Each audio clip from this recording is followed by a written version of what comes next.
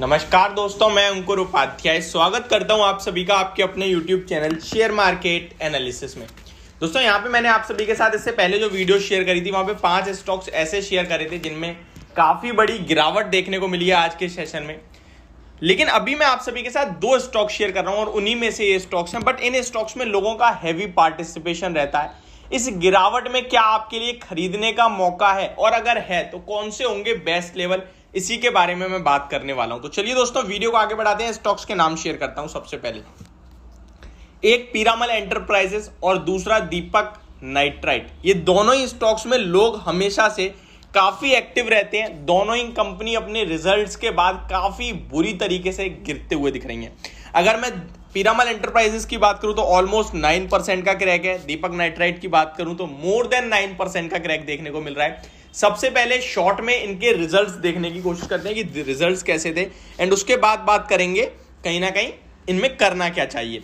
मैं आपको बता दूं पीरामल एंटरप्राइजेस के तो नंबर लिटरली बहुत खराब थे। मैंने कल भी आप सभी के साथ शेयर करा था कि वॉच Q2 नंबर्स, इसके कहीं ना कहीं कल के सेशन में बड़ी गिरावट हो सकती है, और आज आप सभी देख भी रहे हैं। सबसे पहले दीपक नाइट्राइट के Q2 के नंबर्स बताऊं आपको तो यहां पे मुझे ज्यादा प्रॉब्लम नहीं दिख रही है, बट फिर भी स्टॉक गिरता हुआ दिखा है। उसके पीछे का मेन रीजन मुझे दिख रहा है एबिटा मार्जिन्स। पहले मैं आपको कंसोलिडेटेड बेसिस पे जो इनका कंपनी ने नेट प्रॉफिट पोस्ट कराया वो 174 करोड़ का प्रॉफिट आया है, 250 करोड़ से घटकर ईयर ऑन ईयर बेस पे। तो 250 करोड़ के सामने 175 करोड़ का प्रॉफिट है quarter on quarter base, year on year basis पे। क्वार्टर ऑन क्वार्टर बात करें तो 240 से घटकर 175 करोड़ के समथिंग का प्रॉफिट पोस्ट करती हुई दिखी है कंपनी। तो overall year on year basis, quarter on quarter basis, दोनों ही जगह कंपनी के नंबर्स खराब आए हैं। और मेन प्रॉब्लम आई है एबिटा मार्जिन से, जहां पे मार्जिन 23% से घटकर डायरेक्ट 13.81% पे आते हुए दिखे।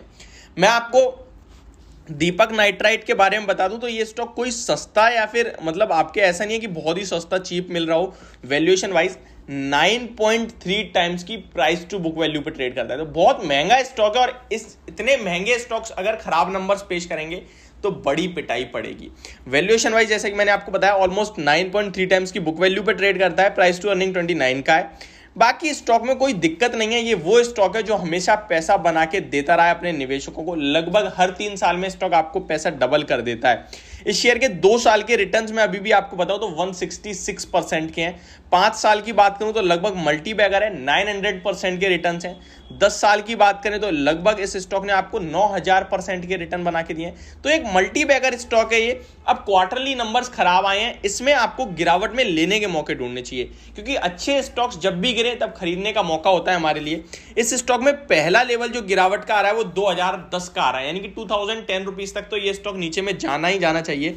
और उसके बाद सपोर्ट लेवल निकल के आएगा 1950 का। अगर ये स्टॉक 1950 का लेवल भी ब्रेक करता है फिर आएगी बड़ी गिरावट जो 1800 तक स्टॉक को लेके जा सकती है।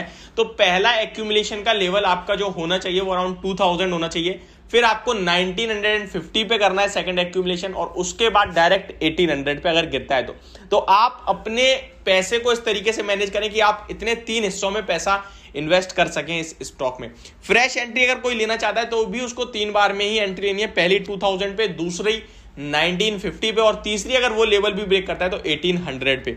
रिवर्सल की बात करें तो स्टॉक में अभी तक कुछ भी खराबी नहीं आई है। चार्ट पैटर्न कंटिन्यू पॉजिटिव ही है, और स्टॉक अगर 2010 से ही वापस घूमता है तो फिर नो डाउट दोबारा से ये स्टॉक आपको जो भी रिसेंटली 2400 के हाइज लगे हैं वो ब्रेक करता हुआ दिखेगा आपको। तो ये तो गई दीपक नाइट्राइट के बारे में बात। अब आते हैं सेकंड स्टॉक पे, पीरामल एंटरप्राइजेस के बारे में बात करते हैं। दोस्तों पीरामल एंटरप्राइजेस के बारे में बात करें तो काफी सारे लोग कमेंट्स कर रहे हैं, और इसके पीछे का रीजन ये रिसेंटली ये स्टॉक डीमर्ज भी होता हुआ दिखा है, जिसके बाद काफी सारी क्वेरीज बढ़ चुकी हैं इस स्टॉक पे। अब इस कंपनी ने जो नंबर्स पेश करे हैं वो लिटरली काफी खराब है। कंपनी प्रॉफिट के सामने लॉस में आती हुई दिख रही है, और मैं आपको एग्जैक्ट डाटा बताऊं तो लगभग 50 करोड़ का लॉस कंपनी ने पोस्ट करा है, लगभग 150 करोड़ के प्रॉफिट के सामने ईयर ऑन ईयर बेसिस पे। और अगर क्वार्टर ऑन क्वार्टर बात करूं तो 115 करोड़ के प्रॉफिट के सामने कंपनी 50 करोड़ के लॉस में आती हुई दिखी है, यानी प्रॉफिट से लॉस में आती हुई दिख रही है। मार्जिन्स के बारे में बात करें तो लगभग, इनफैक्ट यहाँ पे अभी मैं आपके सामने मार्जिन्स के बारे में बात नहीं कर पाऊंगा क्योंकि मेरी स्क्रीन पे मार्जिन शो नहीं हो रहे हैं। तो नंबर ही आप देख लीजिए क्लियरली बहुत ही ज्यादा खराब दिख रहे हैं। फायदे से घाटे में आती हुई दिख रही है कंपनी, तो इसीलिए गिरता हुआ दिख रहा है। इस स्टॉक के बारे में बात करूं तो एक्जैक्टली अपने सपोर्ट्स पे पहुंचा है, तो मैं इस स्टॉक में अभी आपसे कहूंगा बने रहें, फ्रेश एंट्री बॉटम फिशिंग बिल्कुल अवॉइड करें, क्योंकि इस स्टॉक में डीमर्जर के बाद जो गिरावट हुई थी वो 786 रुपीज तक गई थी और स्टॉक में वहीं पे एक बड़ा सपोर्ट बन रहा है। अगर स्टॉक 786 ब्रेक करेगा तो बड़ी गिरावट होगी, अदरवाइज मुझे लगता है स्टॉक यहाँ पे सपोर्ट लेके दोबारा ऊपर की तरफ जाना चाहिए। तो जिसके पास पोजीशन वो डेफिनेटली बना रह सकता है। तो ये मेरी वीडियो इन दोनों स्टॉक्स को लेकर, होप आप लोगों को क्लियरली सब कुछ समझ में आ गया होगा। Thank you so much for watching this video, have a great day guys.